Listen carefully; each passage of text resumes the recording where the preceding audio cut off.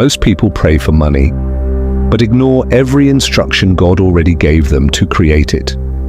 We beg heaven for a breakthrough, while wasting time, avoiding discipline, drowning in debt, and chasing shortcuts. And then we wonder why nothing changes. But what if the Bible was never against wealth? What if God already gave a complete blueprint for building it, step by step, principle by principle, decision by decision? Not lottery money, not overnight success, not fake manifestation, real wealth, built slowly, built honestly, built with wisdom. Because according to Deuteronomy 8:18, God gives you the power to produce wealth, not just wish for it, produce it.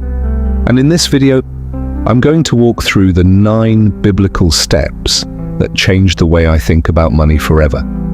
If you follow these consistently, your life will not look the same a few years from now. Step 1, sharpen your blade.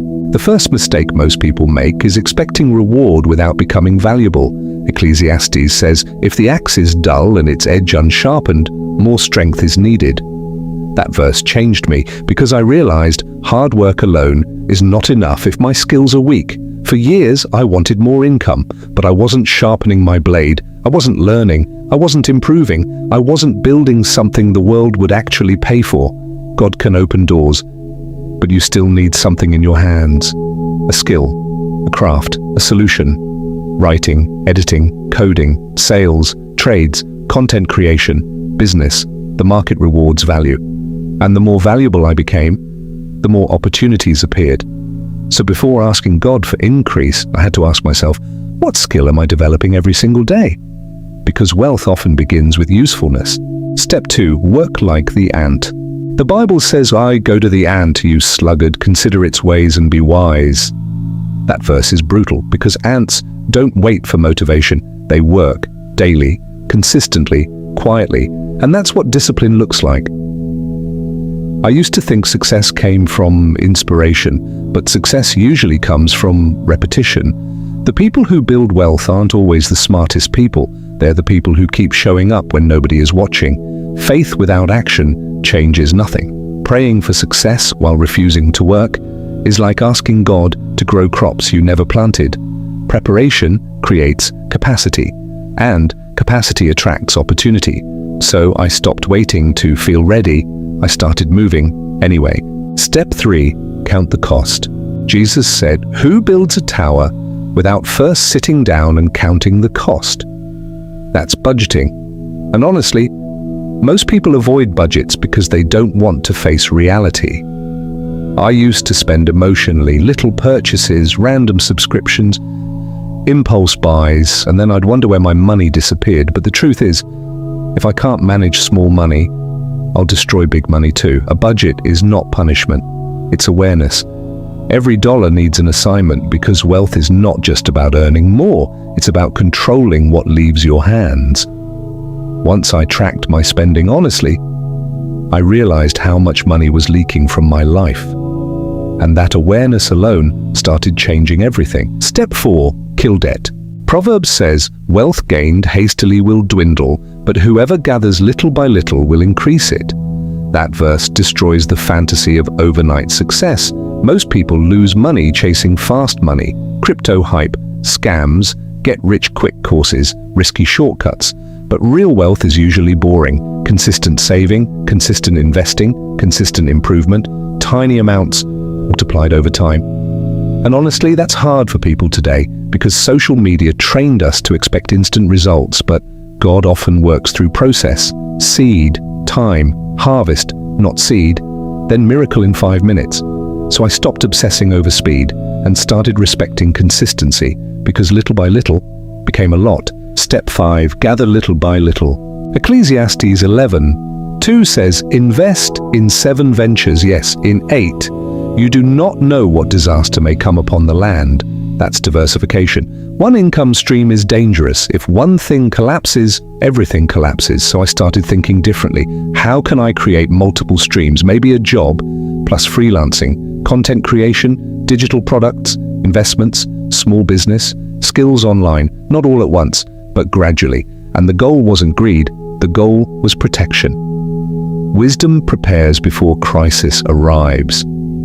because storms don't send warnings. Step 6. Spread your ventures. Proverbs says, "A person without self-control is like a city broken into and left without walls." That hit me deeply, because money problems are often self-control problems. Lifestyle inflation is dangerous. The moment people earn more, they spend more. New phone, new clothes, new image, trying to look successful while remaining financially weak. I realized I didn't need to impress strangers. I needed peace. So I learned restraint. Just because I could buy something didn't mean I should. Self-control protects the future version of me. And honestly, discipline is one of the highest forms of freedom. Step 7. Guard your walls. The Bible says, "Walk with the wise and become wise." Your environment matters. Who you listen to matters. I had to stop taking financial advice from people who were constantly broke, careless, and negative. Instead, I started learning from disciplined people. Mentors, books, business owners, people who actually understood stewardship. Wisdom is transferable. You can shorten years of struggle by learning from someone else's mistakes. And sometimes, the biggest financial breakthrough comes from changing who surrounds you, because poverty thinking spreads fast, but wisdom spreads too. Step 8. Walk with the wise. The Bible says, "Walk with the wise and become wise." Your environment matters. Who you listen to matters. I had to stop taking financial advice from people who were constantly broke, careless, and negative. Instead, I started learning from disciplined people. Mentors, books, business owners, people who actually understood stewardship. Wisdom is transferable. You can shorten years of struggle by learning from someone else's mistakes. And sometimes, the biggest financial breakthrough comes from changing who surrounds you, because poverty thinking spreads fast, but wisdom spreads too. Step 9. Build with clean hands. This might be the most important step of all. Integrity. The world will tempt you to cut corners, lie, manipulate, scam, fake success. And yes, dishonest money can come quickly, but it rarely stays. Proverbs says, "A good name is more desirable than great riches." Reputation matters, character matters.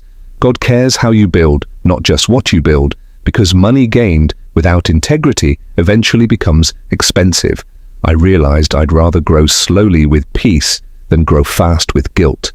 Clean hands create lasting foundations, and lasting foundations create lasting wealth. People don't fail because they're cursed. They fail because they never commit. They hear truth, but don't act on it. They get inspired, but stay unchanged. And if this message hit you even a little bit, then don't let it die here, because wisdom without action is just noise.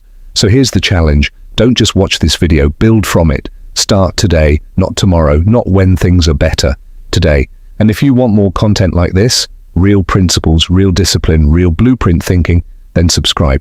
Not because it's nice, but because your future self will thank you for it.